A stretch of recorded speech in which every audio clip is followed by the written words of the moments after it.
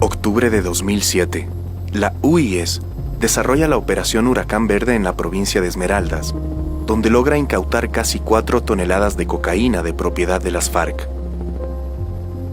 En el contexto de esa operación, detectan la entrada de un avión marca Grumman, tipo GLF-2, que aterrizó sin autorización previa en el antiguo aeropuerto Mariscal Sucre de Quito. Increíblemente, el avión permanece 13 días en el hangar presidencial. El avión que utilizaron los narcotraficantes, recuerdo el nombre del piloto, era Miguel Arévalo Kressler, mexicano, era militar, piloto. Él vino con este avión y llegó a estacionarse en el hangar presidencial. En las llantas de ese avión trajeron el dinero para comprar la droga. El avión, era un avión privado, y de acuerdo a la ley, los aviones o los vuelos internacionales solo podían realizarse por 2 aeropuertos, que era el de Quito y el de Guayaquil. Entonces, este avión ingresó lógicamente al aeropuerto de Quito, pero cuando ya iban a hacer la operación los narcotraficantes para cargar la droga, se trasladó al aeropuerto de Táchina. En Esmeraldas llegó el avión y la droga ya estaba en camino. Lamentablemente, por la penetración también hacia la Policía Nacional a grupos, pudieron darse cuenta de la operación que estábamos haciendo nosotros, nos tocó adelantar y el avión despegó desde Táchina y fue a México. Nosotros capturamos la droga, capturamos la estructura de los narcotraficantes y pudimos ya establecer más amplio la estructura que estaba relacionada justamente con las FARC. De acuerdo a los convenios que tenemos en México, se logró enviar la información. El avión llegó a México, el avión fue detenido y el piloto también. Cuando hicieron un escáner de todo el avión, encontraron las partículas de droga. O sea, no era la primera vez que ese avión iba a transportar droga. Entonces ya determinamos cómo funcionaba esto. Y ahí pudimos observar muchas de las cosas. Por eso digo, la penetración del narcotráfico a las instituciones gubernamentales. Gracias a Huracán Verde, la UIS pudo determinar varios nexos de las FARC con miembros de la Policía Nacional y, lo más grave, con funcionarios del gobierno de Rafael Correa.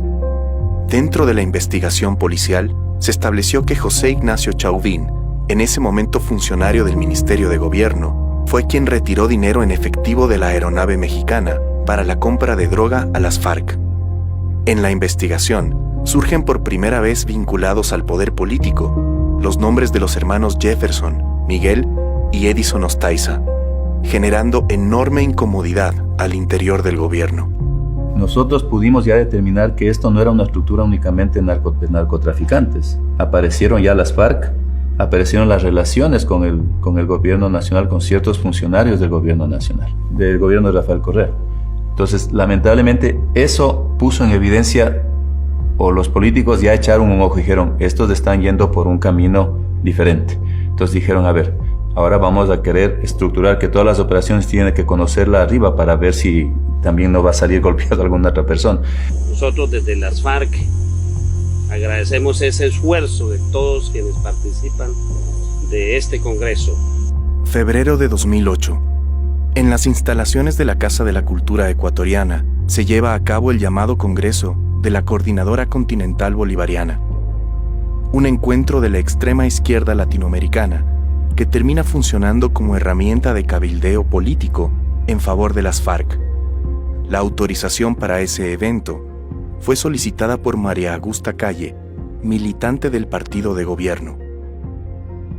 Terroristas de las FARC, vinieron de ETA, vinieron de Perú, del Tupac Amaru, de Bolivia, entonces eso ya veíamos que era otra estructura. Aquí yo supe que había gente de la ETA, porque el embajador de España me vino a decir que cómo era posible que se hayan reunido en Angostura, o en Quito, guerrilleros de todo el mundo.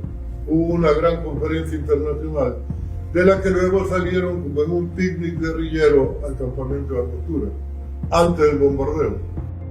Los objetivos políticos de este Congreso fueron consolidar frentes de apoyo a las FARC, cabildear para su reconocimiento como fuerza beligerante y discutir la conformación de un ejército en América Latina dirigido por ese grupo. Y esperamos que este Congreso produzca conclusiones, tareas, definiciones que contribuyan a hacer realidad el pensamiento bolivariano. necesario que nos pronunciemos en este Congreso por la libre autodeterminación de los pueblos, para que la insurgencia colombiana sea reconocida como fuerza beligerante, para que sea excluida igualmente del listado de los terroristas. Empieza a Correa a no determinar a los grupos terroristas como tal, porque claro, se iría contra muchas leyes internacionales. Entonces ya no los determina así. Y ya no determina por eso tampoco a ningún grupo político ni que se lo determine como terrorista. Un grupo subversivo, ¿no? Que no estoy en absoluto de acuerdo con ellos. Hay ramas que se han desviado, que incluso tienen financiamiento de droga y todo eso, pero hay otra gente que lucha por ideales, totalmente equivocada, pero esa gente no se la puede llamar terrorista. 3 días después de ese encuentro, el 1 de marzo, las Fuerzas Armadas colombianas bombardean el campamento de las FARC en Angostura, territorio ecuatoriano. A ver, Emilio, continuate un ratito, tengo una llamada supuestamente urgente del presidente Uribe. Era el presidente Uribe para informarme que en la madrugada de hoy se dieron combates muy fuertes en la zona del Putumayo entre ejército colombiano y fuerzas de la FARC. Es que primero se enteró Colombia de lo que estaba pasando en el Ecuador, que lo supo él, porque la llamada de Uribe no le indicó de la magnitud del fenómeno, sino como que había habido una persecución en caliente que podría haber traspasado la frontera.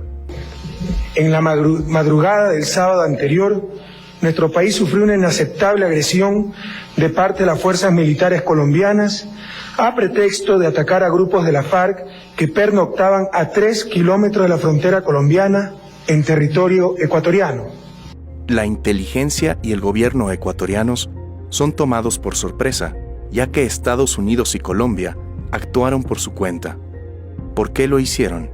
El hecho cierto son los motivos de Uribe para invadir. Muchas otras cuestiones previas que había denunciado la presencia de guerrilla en territorio ecuatoriano, campamentos que no tenían la condición del de Angostura, que era más estable, pero campamentos transitorios, cuando iban los militares a ver qué estaba pasando, ya se habían ido. Es decir, alguien les decía, va a haber una incursión de la Fuerza Armada. Frente a esa duda de que había infiltración, alguien sabía los movimientos tácticos estratégicos del ejército contra la guerrilla. Entonces, en ese campamento, una vez que se produjo el bombardeo, se encontraron evidencias del financiamiento a las campañas de Correa, de la vinculación con el registro civil, de los vínculos con las personas que visitaban el campamento y eran funcionarios del gobierno de Correa, como el señor Chavín, que fue subsecretario de gobierno. En nota enviada al secretariado, explico sobre la ayuda entregada a la campaña de Rafael Correa de acuerdo a su instrucción. Sí, lo de Angostura fue la punta del iceberg, como decía, de un fenómeno que se había profundizado en el Ecuador más de lo que la gente sabía. Encontrar cartelones del registro civil ecuatoriano en el campamento de Angostura era un indicador del volumen de la penetración y los vínculos que manejaban en la FARC para con gente del territorio ecuatoriano. Luego de que la UIS revelara las relaciones entre las FARC y el gobierno ecuatoriano, el comandante Silva fue acusado de vender información a los Estados Unidos. Fui develado. O sea, yo trabajaba en un tema que era sensible, peligroso. Narcotráfico, terrorismo internacional. Y el presidente, Rafael Correa primerito, en sus famosos enlaces, en los que nos venía y nos decía, sinvergüenza, traidor a la patria, que esto, que el otro. Que el presidente de la República, públicamente, tome tus datos y ponga tu fotografía y te diga, él es, ¿qué está diciéndole? Aquí está, señores, el que hizo todas las operaciones contra ustedes. Ya no está en la policía, así que ya no tiene ningún respaldo político ni legal ni institucional. Aquí les dejo en bandeja de plata, por favor. Me expusieron públicamente ante los narcotraficantes, ante los terroristas, porque yo ya entendía hacia dónde iba todo esto. Querían mi cabeza. Con el el desmantelamiento de la Unidad de Investigaciones Especiales y tras el retiro de la cooperación internacional, el Ecuador quedaría aislado en la lucha coordinada para neutralizar a las organizaciones internacionales del delito. ¿Por qué se desmantela el Servicio de Inteligencia Nacional, acusándolo de estar al servicio de los Estados Unidos? Porque estaba haciendo lesiones al narcotráfico en el Ecuador en alianza con el Servicio de Inteligencia colombiano. Entonces, eso es lo que hicieron. Luego, ¿qué crearon? Crearon la famosa SENAIN, que ya todo el mundo conoce para qué sirvió. Para perseguir a políticos, opositores o a las personas que estaban opuestas al gobierno de Correa. Para eso sirvió. Pocos meses después, a partir de un mandato constituyente, las fuerzas estadounidenses abandonaron definitivamente las instalaciones de la base de Manta. Que no se renovará el convenio de la base de Manta, que aquí no hay equívocos, que no hay paso atrás, que no se renovará el convenio de la base de Manta. Sin contar con la vigilancia del ejército estadounidense, Ecuador tenía la urgencia de monitorear sus cielos. Para ello, se adquirieron radares chinos que nunca funcionaron. Nosotros nos quedamos años sin radares. ¿Cómo puede ser posible? Y cuando se hablaba de estas cosas en las primeras informaciones que le transmitíamos al gobierno, Correa decía no saber nada. En síntesis, Ecuador cambió a una unidad de inteligencia contra el crimen organizado por una unidad de inteligencia política. Expulsó a su principal aliado en el combate contra el narcotráfico y dejó de vigilar sus cielos.